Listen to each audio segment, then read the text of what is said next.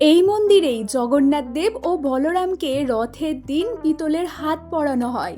শোনা যায় অতীতে একসময় এই স্থানের পাশ দিয়ে ভাগীরথী গঙ্গা বয়ে যেত। বর্তমানে চড়াভূমি তৈরি হওয়ার কারণে বেশ কিছুটা দূরে চলে গেছে গঙ্গার গতিপথ। 1730 খ্রিস্টাব্দে বর্ধমানের রাজমাতা পুরীর জগন্নাথ মন্দির দর্শনে যান।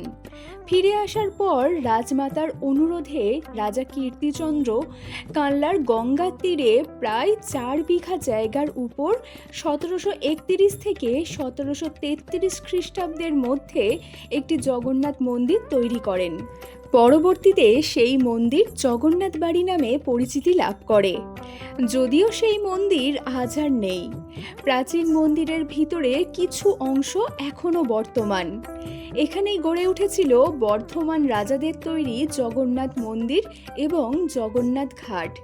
পরবর্তীতে তৈরি হয়েছে নতুন মন্দির ও ছোট্ট একটি রথ। রথের সময় এখানে জগন্নাথ দেব ও বলরামের পিতলের হাত লাগানো হয়, যা সাধারণত অন্য কোথাও দেখা যায় না। শোনা যায় রাজাদের কেউ স্বপ্নাদেশে এই প্রথা চালু করেছিলেন। হাওড়া কাটোয়া রেলপথে কানলা স্টেশনে নেবে টোটোতে মাত্র 2.5 কিলোমিটারের দূরত্বে এই স্থান।